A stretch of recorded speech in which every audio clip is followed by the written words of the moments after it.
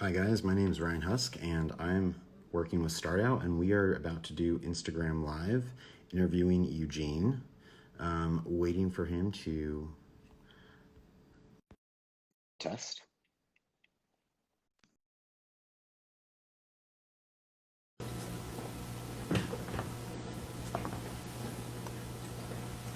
Hey Ryan. We've got Eugene here. And hopefully you can hear me by this point. Can you hear me? I can hear you. I think we've got a little bit of a lag. Great. A couple seconds. Okay. But we're getting people Awesome. on here. And so wanted to first thank you for being part of StartOut. For those of you watching who don't know, Eugene and I were both in StartOut Growth Lab cohort number 2. And so when we went through that process, we both got a lot of experience. We were supported by StartOut's mentors, their investor portal, and also the other cohorts. So we've gone from cohort number 2 now onto cohort number 6, where Eugene has come in with a new idea, and he's going to talk a little bit about his original business idea starting cohort 6 and how the coronavirus pandemic has affected not only his business, but a lot of the other businesses in the cohort. And he's going to share a little bit about how he and his team decided to pivot their business and why. So we'll go through a little bit of background and give you guys a chance to ask questions if you'd like. So first thing, again, my name is Ryan Husk. I'm from cohort 2. I currently run a consulting business called Lumos Strategy, and we focus on strategic partnerships and product road mapping. So I also have a little bit of a background as a EMT and paramedic in college, so it makes me a little bit a good interviewer for Eugene as he's making this pivot to support people who are affected by COVID-19. So with that, I thought I'd start out by, Eugene, do you want to introduce yourself, the name of your company, where you're from? Definitely. So I'm Eugene. My company is Cat App, and I'm from UK. I grew up in 6 countries, but UK is where I could say is my home, and currently in San Francisco on lockdown, as a lot of you are. The company my previous company when we went through cohort 2 was a virtual reality glove company, very different to what we're doing now. But it was a hardware product, and we were essentially making gloves that allow you to interact with virtual reality, augmented reality. And it was through there, we got a lot of good traction, but we realized quite quickly that it's actually really hard to do hardware stuff. And that's where we end up going with Cat App. And with that, we are essentially helping businesses develop hardware from prototype to mass production. That's right. So I believe the phrase that you told me was develop hardware faster and easier.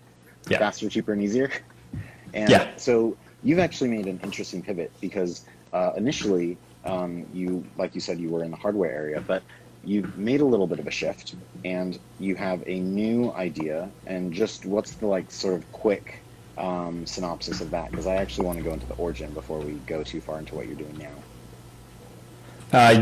So what we're moving towards is essentially, as this whole crisis unfolded, we realized there's a massive mask shortage, but also that a lot of masks actually really don't do their job really well. And these are masks for respirators that you'd buy in a used to be able to buy in a hardware store. And essentially what we're doing is we're creating custom fit respirators that fit specifically to your face, so you can ensure a really good seal for safety against the virus, but also it provides a lot of comfort.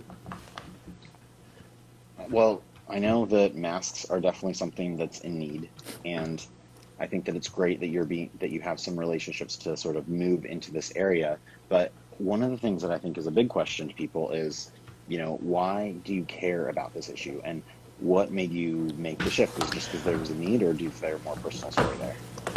So it started with trying to do a hardware development business when essentially hardware is already viewed as a risk. Plus, the pandemic started, and we went through our current, past, and soon-to-be customers, and we said like, hey, like, what is happening with you? How are you being affected? And like, understandably, a lot of them were like, look, we have to pause any hardware development right now because one is that they're sitting in their houses. Most of the founders is that they can't actually interact with hardware anyway, so they have to make use of what we have, what they have. And it's like, okay, let me like, I spoke to my co-founder and we decided like what do we do? Do we sort of try and find customers that haven't been affected or still need to develop hardware? Or do we look at like, our superpowers, like what are our strengths, and see where we can help? Like we were thinking about it, something quickly became apparent in the US is the massive shortage of PPE, so the personal protective equipment, which has been covered by the news multiple times, that the frontline medical staff that are fighting the virus quite often like has to bring their own masks, and like they're even asking for donation of homemade masks, which in the current environment is crazy. But what we were able to do, because we work with factories for our day-to-day job, we basically realized that we can find the factories, vet them, and make sure that the masks and the respirators and the gowns that we get from them are actual up to standard, and get them as fast as possible to the frontline medical staff, starting with the Bay Area, but also the US. NYC is obviously the hottest point right now, and that's where a lot of help is needed.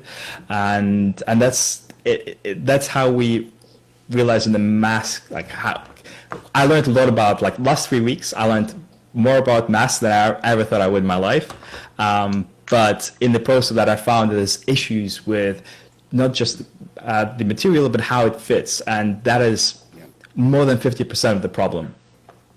That's interesting. Well, it sounds like you really dove into this area and had to educate yourself pretty quickly because things are changing so fast.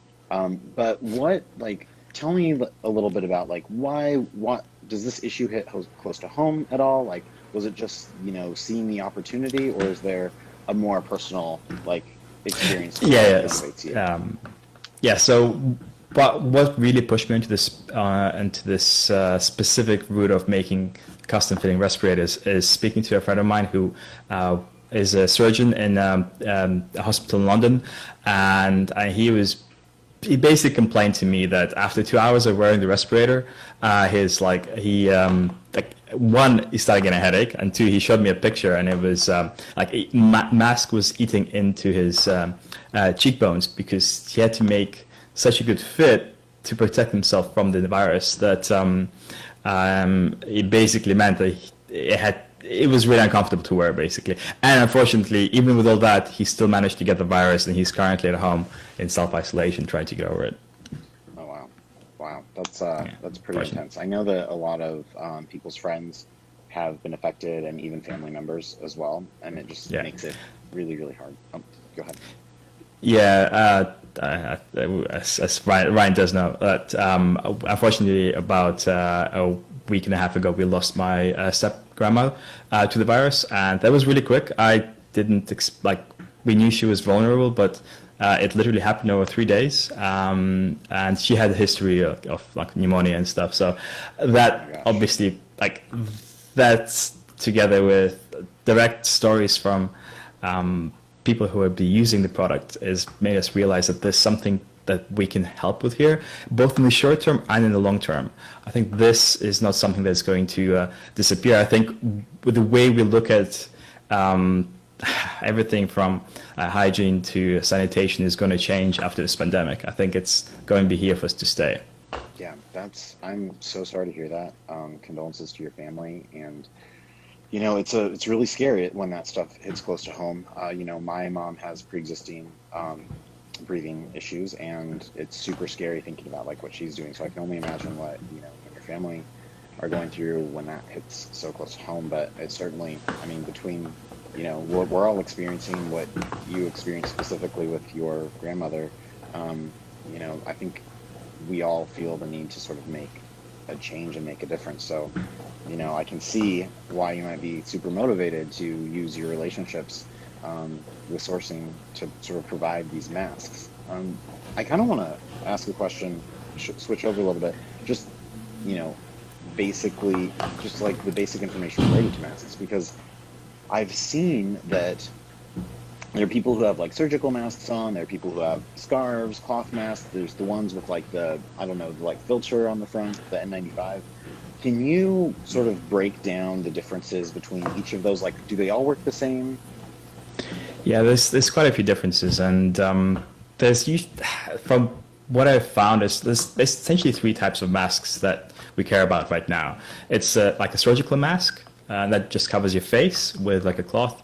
There is the respirator, and that's one that essentially has a very snug fit. And there's the respirator for like dust use. The last two are actually quite a big difference. So the mask, just a normal mask, and this is something you can make like from a bit of fabric, it would protect others from you to a certain degree. It's none of these are 100% guaranteed, but at least having catch the virus and the droplets it travels in some fabric is some protection. But with a normal mask, you're just protecting others against yourself. With a respirator, you do both. So as you're breathing in, the air is getting filtered, and it's not the virus you're catching. The virus doesn't like float around by itself. It always is carried around by water droplets. It's the water droplets that you're trying to catch, and you can catch that with like a respirator, not with a mask, because as the normal like surgical mask, usually you can see it because it loops around the ears, usually like blue in color, and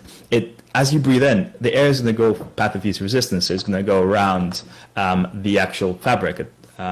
Laws of physics.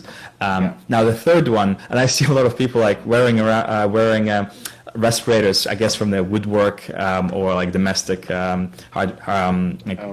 projects. The thing you mentioned is not actually a filter at the front. It's a valve, and what it allows you to do is you breathe in, you filter the air going in, but as you breathe out, you actually bypass the filter and you essentially breathe your air into the outside world, which means that you're being protected, but then you're not protecting others, Okay. So which is a little bit obviously of like selfish security, not necessarily beneficial for everyone else. it is. And to be honest, from my like speaking to people, a lot of don't realize that that's actually what they're doing. Yeah. But if you can get it's better than nothing. But to be honest, even the basic cloth mask will at least have like goes a certain way to help protect others from, if you might not be asymptomatic, but just catching the droplets as you respire, as you breathe, as you sneeze.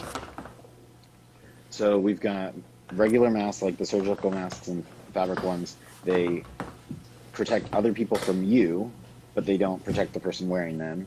The like ones with the little valves on them, they would protect the person wearing them, like me, but they don't protect the people around me. And the last one is the N95 masks that you talked about, which protects both people wearing it and people who are around them. So I guess the big question is, which kind of mask are you making? The one that protects both, of course. Okay. The problem there, the problem of course is that the masks only protect you as good as the fit of the respirator. If you, by law in cities, the CDC, Department of NIOSH, they basically have to check. You basically have to get an external company to come in to check how your masks fit all your personnel once a year. That's the legal requirement. So what we're looking to do is like, hey, we are going to scan your face and then make a specific mask that fits just you specifically. Interesting. Okay. So what you're talking about is not only are you, sourcing masks that are in need for safety for both the general population, but specifically for people within the medical field who are supporting the people who are sick, but long term, you're seeing a vision where they are getting masks that are designed for their face that are more secure. I think I once saw you kind of show off maybe not show off is the right word, but show a large gap in a mask by putting it on, and there's just a lot of open areas that don't seal, right? Yeah, let me see. I get one. There you go. So this is a mask you would get from, this is right from China, from a factory that we work with, and it's great. Like, it goes on, it lips go around the ears, and all good, right? Well, the thing is, I can actually fit my finger underneath, which is obviously means that when I'm breathing in, yeah, I mean, I'm getting very little protection from that. The funny thing is the actual material, we tested the material because that's one of the things we do, is we make sure that the mask can actually filter, but it's only as good as the airflow that you're capturing. If I cough, yes, it'll catch the droplets, but if I'm breathing in, the virus will just happily go around. Yeah. You mentioned that, you worked with your co-founder and sort of identified this need. And, it sounds like the existing relationships that you guys had really made the switch easy to make from once you decided to make the switch. But can you talk to me a little bit about the indicators that you were seeing that gave you the idea, or essentially told you, like, we probably need to move our business over from what we're doing now to something else. How did you make that decision? What were the indicators related to making that decision? So having gone through Y Combinator, my previous company went through YC Winter 18. There was actually really good talk by Dalton, one of the partners, and he went through, like, what should you look for when deciding where to make a pivot? One of the key ones is, like, what is the current market size? Definitely something is affected by the pandemic. Two is, what is the founder market fit? Like, what are the skills that the founders have that fit a specific market?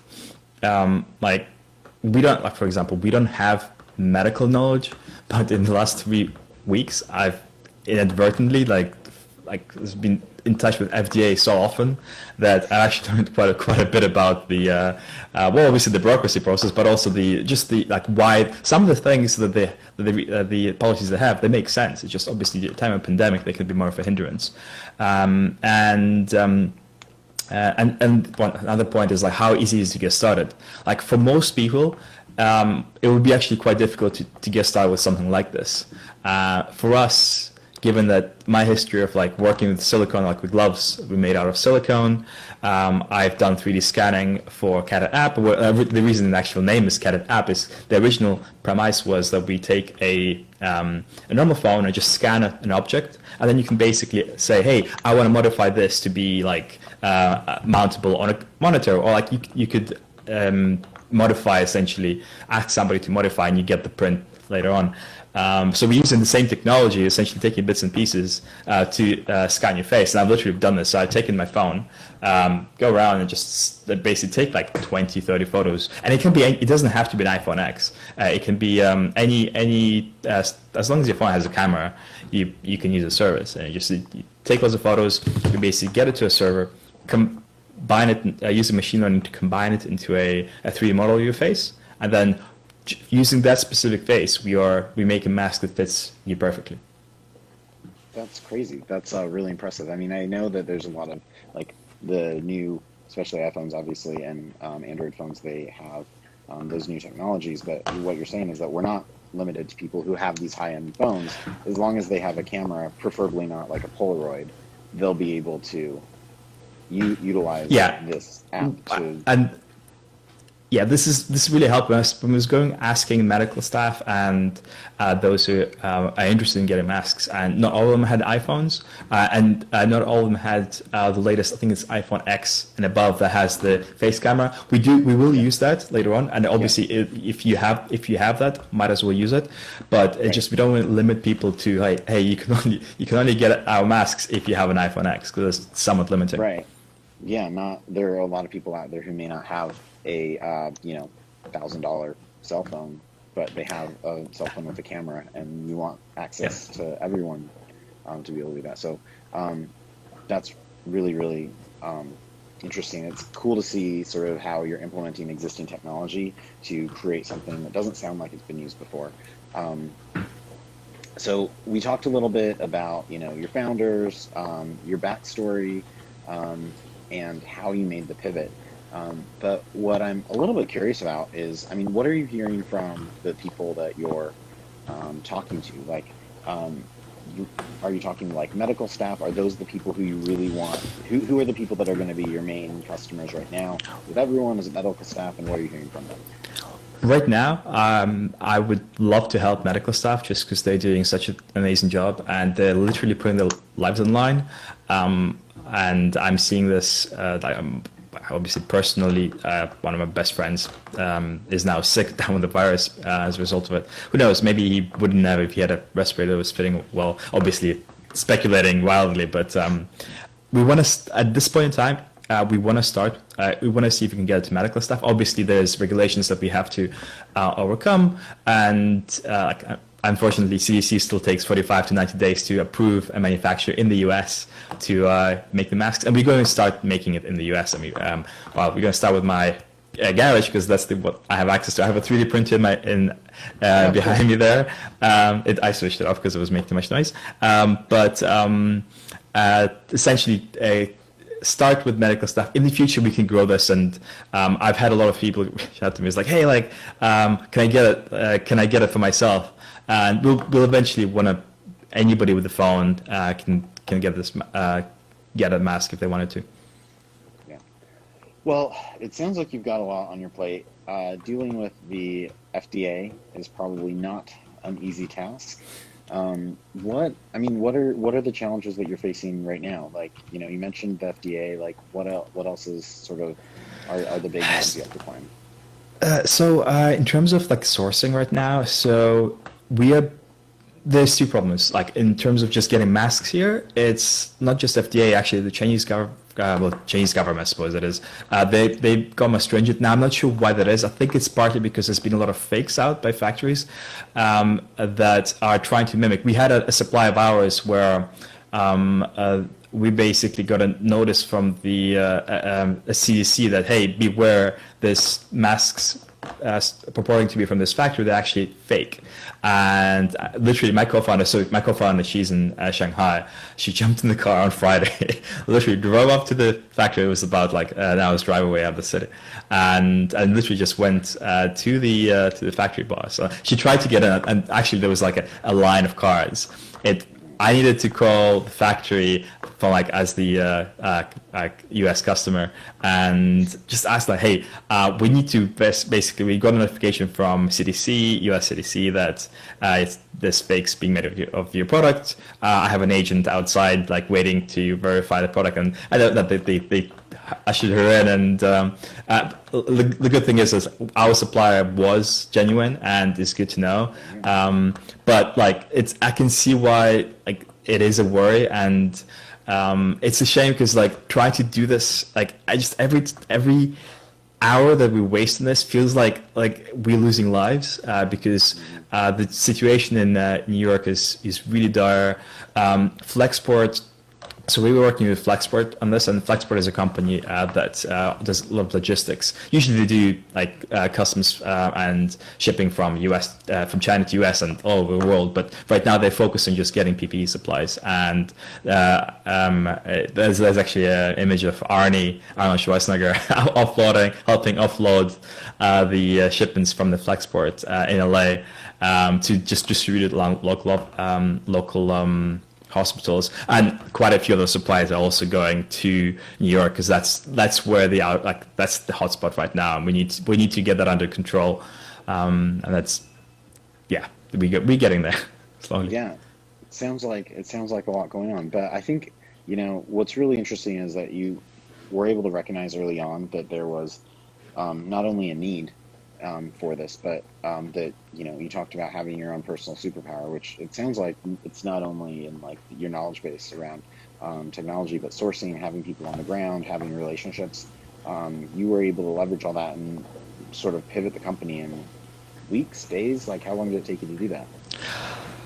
It took us like about a week to realize there's a problem with fit, and why are like Chinese masks technically not allowed to be used for medical purposes here in the US before the crisis. The crisis phase, the CDC actually the FDA said, hey, if you can get us masks, we'll take masks. And basically, as long as the factory is FDA approved, like the importer doesn't need to be FDA approved. And it used to be like a really like long process, but now it's just like, hey, 2 weeks, you get the approval and you can ship masks here. And literally, like I've never heard this before, but FDA said like we take the liability if the masks aren't good enough. I was like, what? Like, is this real? But I mean, the situation is pretty dire. I think we try. So 3M, you probably seen all the news about 3M trying to ramp up the manufacture. It takes time to set up a production line. This isn't something you can do in a week even. So I think they can. Like 3M is trying to convert a few places to actually make them. There's also the whole separate field of respirators. So respirators are the other thing that is like really short supply, and I mean Tesla is helping out with that, and there's a lot of movement, and there's a whole different area. Obviously, I can't do that and a mask. So we're just focusing masks, and like Elon Musk. Come on, Elon Musk is on the respirator. So. So how long from the time that you sort of made the decision to pivot to take you guys to actually sort of pull the trigger and take action and sort of get things moving? It literally was about 2 weeks in. We sat with my co-founder. Is like, hey, I basically told her I think we can, using the technology we worked with before, we can actually make the move. And I said like I made sure that this is something that she thinks is going to actually have long-term need, and we both agreed that this is the case. I basically wanted her to tell me, like I wanted her to poke holes in my idea, that hey, maybe it's just like, okay, right now this is going to be great, and then in a few months it's going to die off. It's like, no, like this pandemic is going to totally change how we look at things, and so this. The mask will still be needed. They were needed before, just like even like for if you have to wear any sort of mask, not even like a respirator, just like any like even if it's in your face, you want to make sure it's comfortable, right? Mm-hmm. And so that business is always going to be there. So the fundamentals are strong, and that's why we can actually build a company on top of this. That's great. Well, we're coming up on time, but I wanted to give you a chance, for people out there who have startups or companies who are sort of trying to figure out what the new world or like during and post-COVID looks like, what advice do you have to give them as they look at their business model and, possibly consider a pivot? It's looking at those few points, like what is the market looking right now? Not what it looked like before, but what it's going to look like now, and what you think is going to look like over the next few months to years. 2, what are your superpowers, the founder market fit? 3 is how easy is it to get started. Things are changing so rapidly now that if it takes you months to get something together, then the world might have changed by then. But at the same time, like there's a balance, this basic balance between, do you go with your like North Star, your vision, and persevere, or do you pivot? And there's no one answer fits all, but you really need to look at yourself. Nobody knows the company better than the founder, right? That should be the case, and you need to look at like reality of the situation and be truthful to yourself and speak to your customers. At the end of the day, you need to basically validate with your customers. Both your current, that's what we did. Like we realized, like, yeah, okay, there's not going to be much need for our product in the current market and in the coming probably years for the previous. So we decided to, okay, what can we do that still helps us build a company, and that's how we pivoted. The answer might be very different to others, especially if you like on demand are what's called code winners now. So if you are delivering like alcohol, groceries, even weed now, I think is actually seeing a lot of demand. So well, thank you so much, Eugene.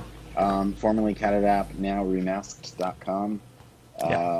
We appreciate you taking the time. We appreciate you, moving, focusing on things that help, like, are part of a social cause, where we're all going through this. I think it's nice to know that entrepreneurs are focused on what society needs. So Thank you so much again. Thanks everyone for tuning in to Facebook Live, and please follow StartOut Community so that you can see the next Facebook Live and our digital and eventually someday physical events again. So thanks. We appreciate it. Thank you, Ryan. And we'll see you guys Great. next time. Thanks. Thanks, everyone. Bye-bye.